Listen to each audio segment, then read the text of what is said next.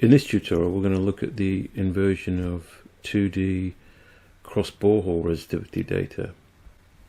We're going to follow the example in figure 5.13 and illustrate how we apply ResIPy to cross-borehole data. So we first of all select 2D inverse, and then we select an unconventional survey, which is needed for an electrode array which is not just on the surface.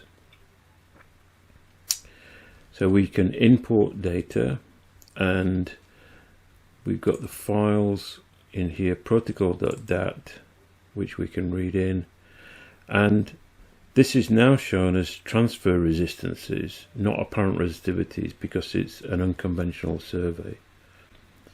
So we've got a series of about 450 measurements, and we've got a sequence of dipole-dipole measurements across this pair of boreholes. We select the electrodes tab, import the electrode arrays from this CSV file, and now we see the labels here. We've got 32 electrodes at X and Z position. If we scroll through here, we see that we've got X is 0 and X is 8, so we've got 8 meter space borehole array, and we've got an electrode at the surface of each borehole, and the rest are buried, so the buried tab is marked there. We then go to mesh, and we can select a triangular mesh.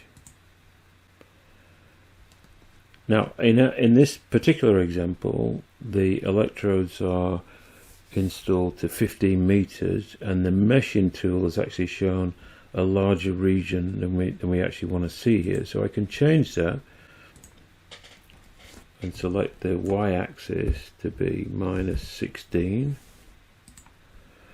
So we can see our electrodes and the triangular mesh to represent the area between the boreholes. And then we go to inversion settings, and in this case A weight needs to be set to 0.01 and B weight needs to be set to 0.02, because those were the noise parameters used to generate the synthetic data set, as explained in chapter 5. We now go to inversion, run invert.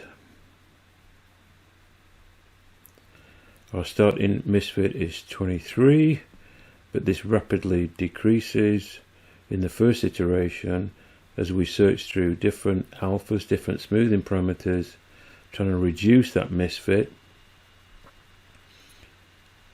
And as before, if that misfit gets down to the target value of 1, then we finish, otherwise we move on to the next iteration. So it's not quite got there in the first iteration, it's got to go to the second iteration, and it's got it there.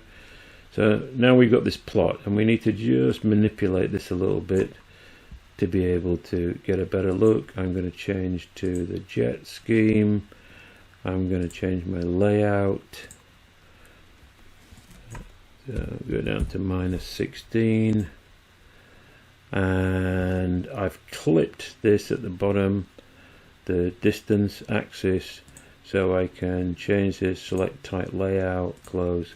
I know I've got my plot, and you can see here in this particular case it was a synthetic data set with a 50 ohm meter resistivity object here, a 500 ohm meter object here with a background of 200 ohm meters, and the inversion matches the forward model well.